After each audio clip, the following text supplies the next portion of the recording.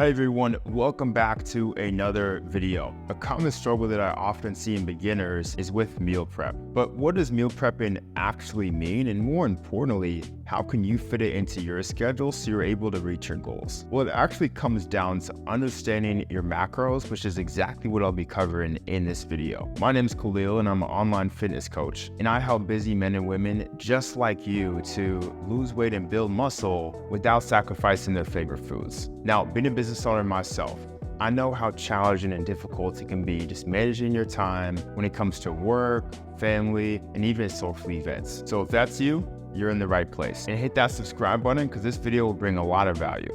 Okay, today we're going to be talking about meal planning and meal preparation or meal prep. Now, this is a big one and one that I think you may want to watch over more than once. As a matter of fact, please watch this over 2 to 3 times at the minimum because it is super important. And this is one of the biggest skills that will lead to your success in this program and outside of this program is the ability to meal plan and meal prep effectively. So I want to address some common misconceptions before we dive into this because I think it's super important to get these off the back burner if they are in your minds. Because if you have these misconceptions, if you believe these things, then it's going to make meal planning and meal prepping a pain in the butt, right? And just make things a lot harder for you. So first common misconception is that meal planning is time consuming and restrictive. It does not have to be. Second is that meal planning requires advanced cooking skills. This is simply not the case, right? I have almost zero cooking skills and I'm still able to meal plan and meal prep. Third is meal planning means eating the same freaking meals every day. Please get this out of your head. This is absolutely not the case. Fourth is that meal planning eliminates spontaneity and the enjoyment of food. This is also not the case. Especially when we can plan for those moments. Fifth is that meal planning is only for weight loss specific goals. This is also not the case. Meal planning is for any goal, for every goal. All right. So now that we got these out of our head, guys, I want you to take a second to think about each one of these and just acknowledge the facts that these things are not true. These things do not have to be true, and we're going to show you exactly why. So, meal planning basics, right? The big objective here is to provide structure and organization to your eating habits. Guys, when we have structure, it's much easier to make those really good changes and changes that we need to make when it comes to reaching our goals. Next is to increase your adherence to your calorie and macronutrient targets. So adherence is number one, right? Number one, if we cannot adhere to our goals, if we cannot adhere to the way of eating, then it doesn't matter how we eat, doesn't matter what diet we're on, what training plan we're on, if we cannot adhere to those targets.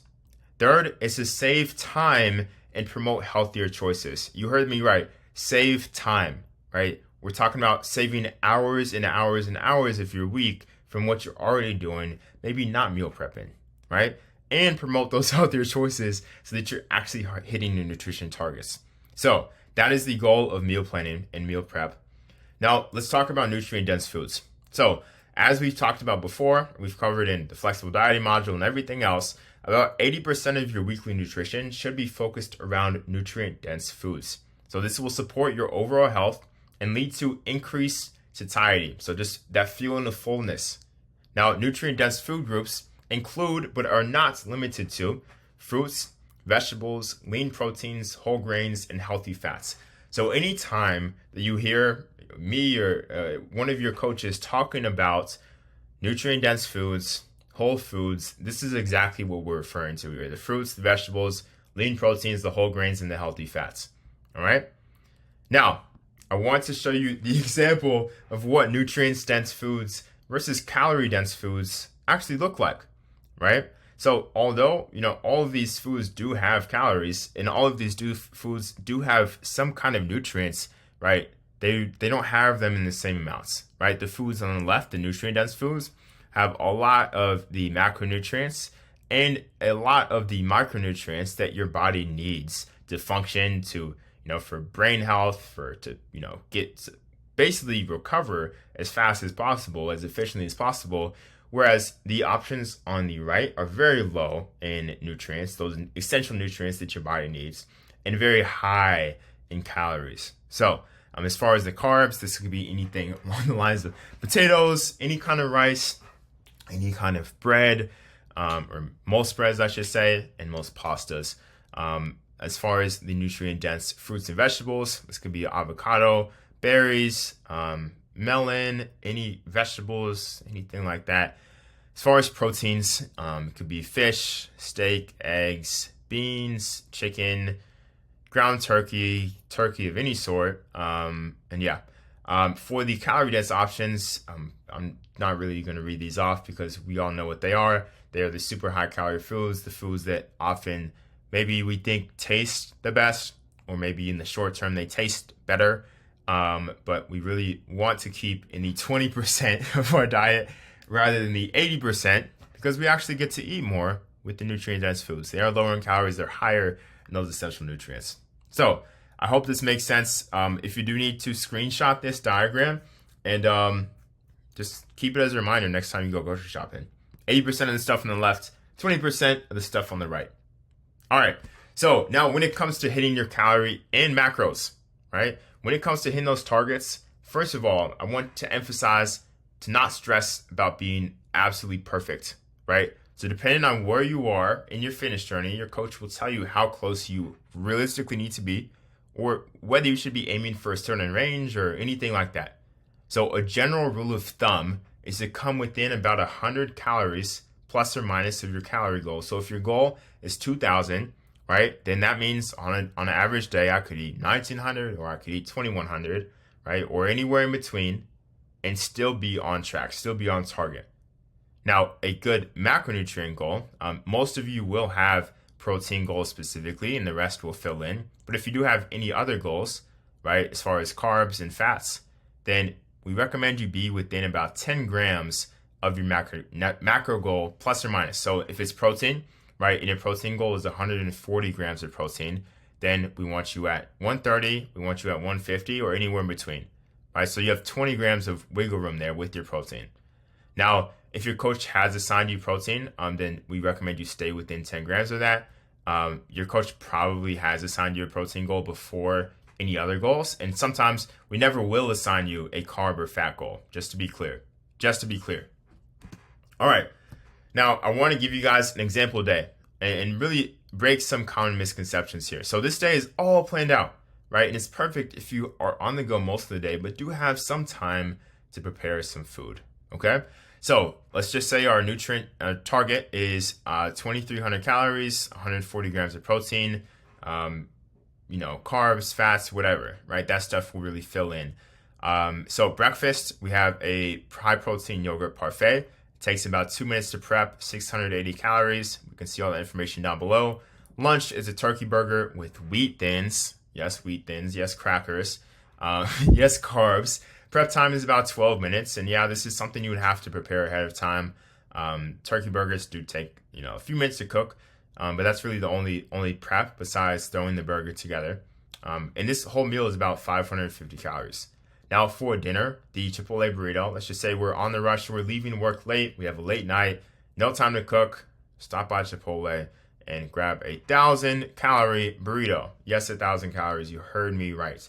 So the totals for the day is we are at 2,290 calories. So we're 10 calories below our target, right? But remember, we want to be plus or minus 100. So we're right in that range. We're really, really close to being on. Our protein for the day is 138. So we're 2 grams off from that 140, which is awesome, right? We're within the 10 grams, which means we hit it right on the mark. Now, as far as the carbs, the fats, those things did fill in, but this is just assuming that, you don't have those specific carb and fat goals, which most of you won't have. Most of you only have the calories and the protein, which are hands down the most important. So total prep time for the day, right? When we talk about meal prep versus meal planning, the total prep time was 14 minutes. Now it would take you about 5 to 10 minutes the day before or on Sunday to plan this day, right? It would take you about 5 to 10 minutes to plan this day. The prep time is 14 minutes for the entire day, across the entirety of the day, about 14 minutes, okay? Just want to emphasize that. You're spending about 14 minutes cooking and prepping food. That's it. All right. Now for another example day, we switched up the calories just a little bit.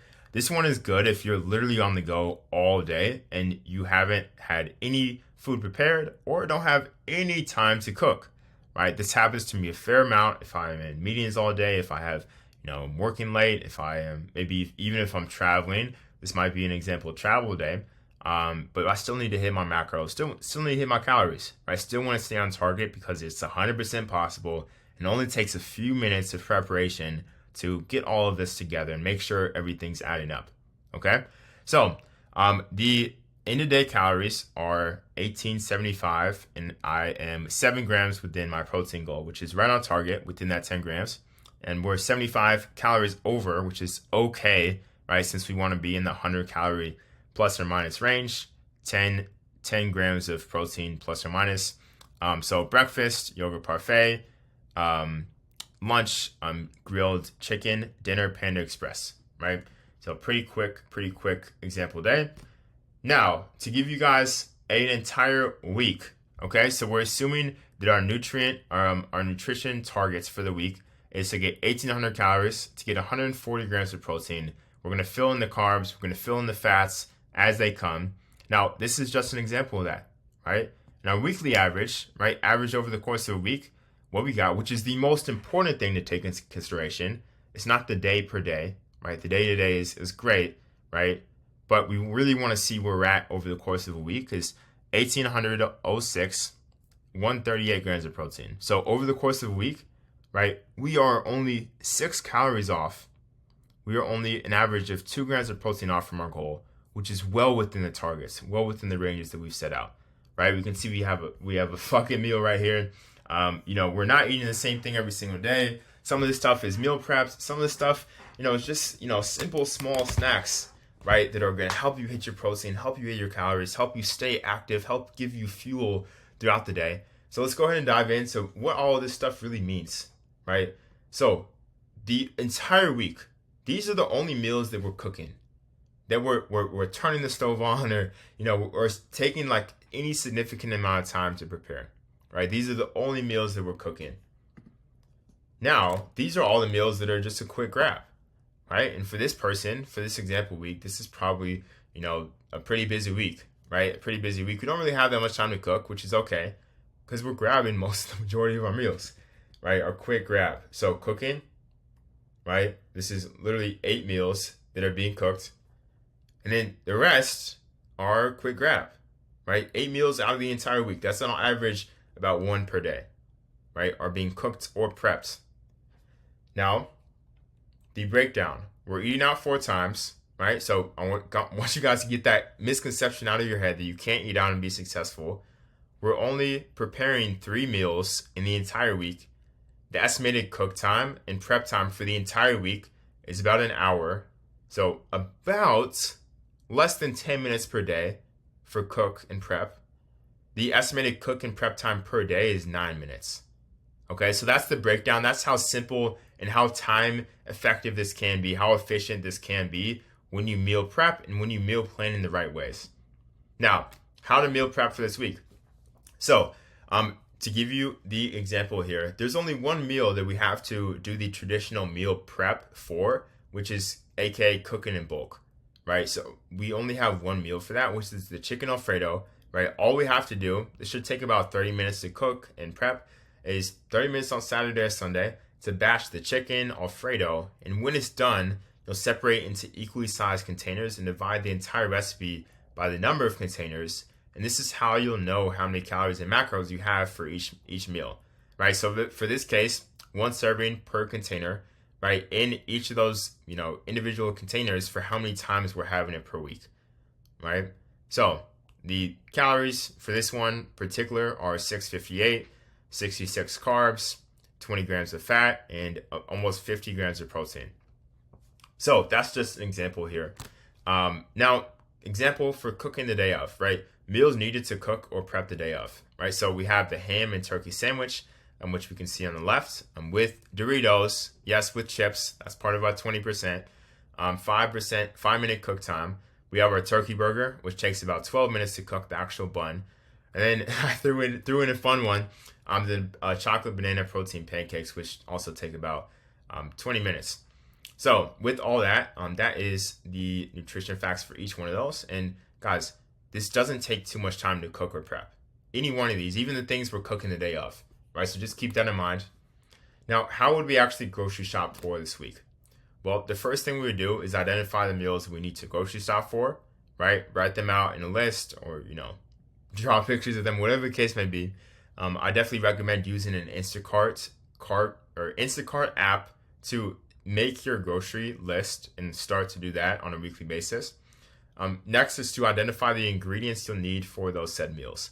And then last but not least is to identify the serving sizes you'll need, so you know how much you need to get at the grocery store, right? So we have all the meals outlined here that we're going to be cooking or that need to be purchased and just aren't like quick and grab it from the store. And this is all we'll need, right? For the sandwich, we'll identify we need lettuce, we need tomatoes, we need turkey, we need ham, we need the Doritos, the small bags. For the turkey burgers, we need the turkey burgers, we need the buns, we need the lettuce, the onions. For the pancakes, pancake mix, bananas, chocolate.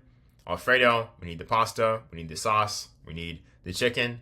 For the parfait, we need all the ingredients for the parfait, and so on, right? That's exactly how that will go. You identify the meals you want to eat, break it down into ingredients, then find the serving size for how much you need for each one. All right, so to recap, right, what we'll do is start with your calorie and macro goals in mind, right? So for this example is 1,800, 140 grams of protein. Start with that stuff in mind. Next, map out your week of eating, accounting for your schedule and your macros, right? Third is identify what meals need to be cooked and when. And then fourth is to identify the groceries that are needed, okay? So that is going to conclude this lesson. If you have any questions, comments, considerations, please reach out to your coach to get more clarification or watch this through again. Highly recommend you watching this through at least a few times before putting this stuff to practice. So with that being said, this will complete this lesson.